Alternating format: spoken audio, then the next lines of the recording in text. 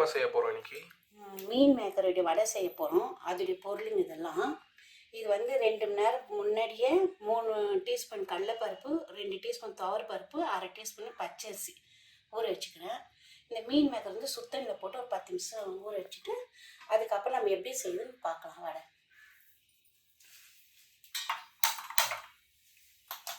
இதுக்கு முன்னாடி கொஞ்சம் கல் உப்பு கொஞ்சம் போட்டுக்கலாம், கொஞ்சமாக போட்டுக்கலாம். இப்போ தண்ணி போட்டு மூடிலாம். இது கொஞ்சம் சூடாகட்டும். சூடான பிறகு மீன் மேக்கர் போடலாம். தண்ணி காய்ஞ்சிச்சா பார்க்கலாமா? தண்ணி நல்லா காய்ஞ்சுது. இப்போ இந்த மீன் மேக்கர் எடுத்து நம்ம இதில் போட்டுடலாம். போட்டுட்டு நல்லா கலரி விட்டுலாம்.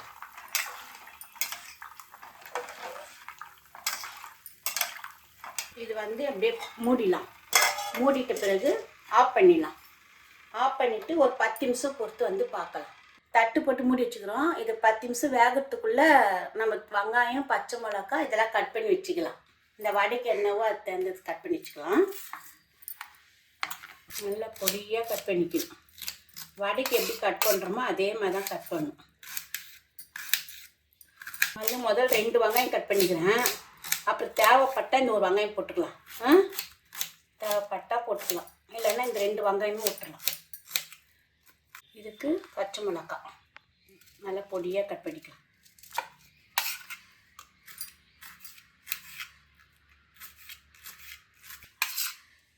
இதுக்கு தகுந்த கருவேப்பிலை அதான் பொடியாக கட் பண்ணிக்கணும்.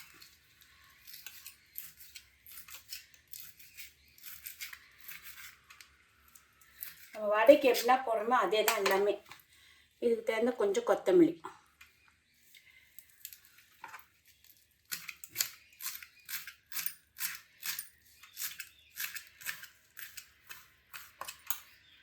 இப்போ வந்து இதை போய் அரைச்சின்னு வந்துடலாம்.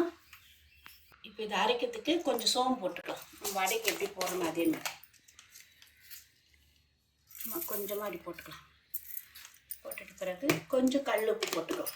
எண்ணெயில் கொஞ்சம் உப்பு போட்டுக்கிறோம், அதனால் நம்ம பார்த்து உப்பு போட்டுக்கலாம். கொஞ்சம் நல்லா தண்ணி நிறுத்திடுங்க.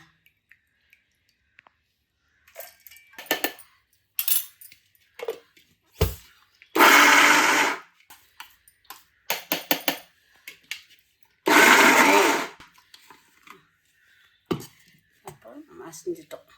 இப்போ இதை அரைச்சது திருப்பி இந்த பாத்திரத்தில் போட்டுக்கலாம். இந்த மிக்ஸி ஜாடியில் இந்த மீன் மேக்கரை அரைச்சிக்கலாம்.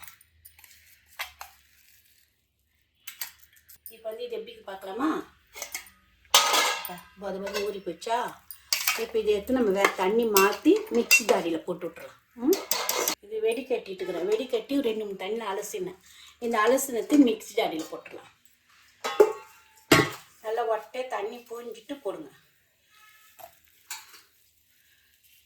இது முதல்ல அரைச்சின்னு வந்துடலாம்.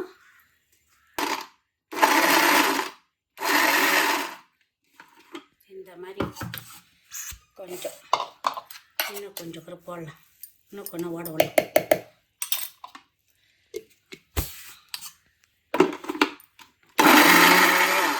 இது எடுத்து கடலைப்பருப்புலேயே போட்டுடலாம். இது கூட வந்து நம்ம கட் பண்ணி வச்சுக்கிறோம்ல வெங்காயம், பச்சை மிளகாய், கறிவேப்பிலை, கொத்தமல்லி இது எல்லாத்தையும் இதில் போட்டுடலாம். 1 டீஸ்பூன் இஞ்சி பூண்டு, ஒரு 1/2 கரண்டி கரம் மசாலா, இது வந்து வெறும் மிளகாத்தூள். ஏன்னா ஒரு பச்சை மிளகாய் போட்டுக்கணும், சும்மா கொஞ்சம் ஒரு 1/2 கரண்டி மஞ்சத்தூள், கொஞ்சம் பெருங்காயத்தூள் போடுறேன். இப்போ இது பெசிந்து பார்க்கலாம். உப்பு கரெக்டாக இருந்தால் பார்க்கலாம், என்ன சால்ட்டு போட்டுக்கலாம்னா.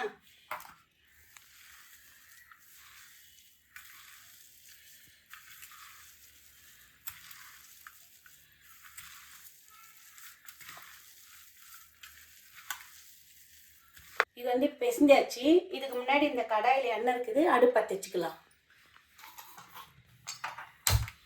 நம்ம வடை சுடுறும் போது ஒரு 2 கரண்டி கார்ன்ஃப்ளவர் மாவு போட்டு பிசைஞ்சிக்கணும். அதுக்கு முன்னாடியே போடக்கூடாது, ஏன்னா கொஞ்சம் திக்னஸ் கொடுக்கும்.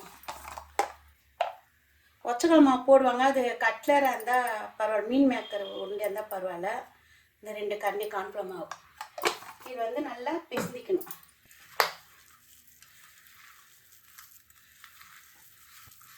இல்லைன்னா வடை வந்து அப்படியே கொஞ்சம் உதிரி உதிரியாக போயிடும். உங்களுக்கு வடை வர முடியலன்னா உருண்டை மாதிரி போட்டுக்கோங்க.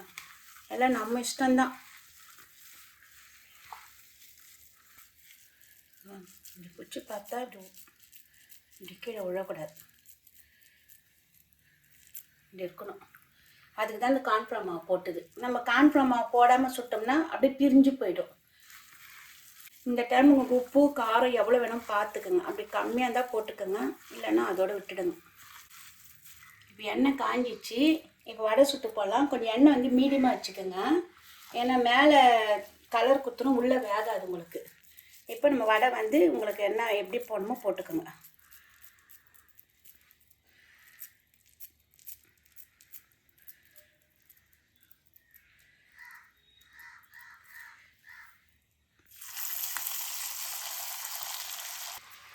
இப்போ ஒரு 4 வடை போட்டுக்கிறேன். இப்போ உங்களுக்கு உருண்டை வேண்டாம், வடை வேண்டாம், உருண்டை மாதிரி போடணும், இந்த மாதிரி உருண்டை மாதிரி போடலாம். இந்த மாதிரி உருண்டை மாதிரி போட்டுக்கிறோம். இப்படி போட்டுக்கலாம். பார்க்கலாம். இப்போ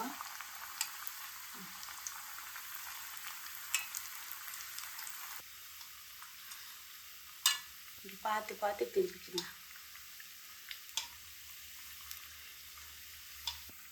அவ்வளோதான், மீன் மேக்கர் வடை முடிஞ்சு போயிடுச்சு. இந்த மீன் மேக்கர் வடை உங்களுக்கு பிடிச்சிருந்ததுன்னா லைக் பண்ணுங்கள், கமெண்ட் பண்ணுங்கள், சப்ஸ்கிரைப் பண்ணுங்கள். நீங்கள் ஒரு தடவை செஞ்சு பாருங்கள்.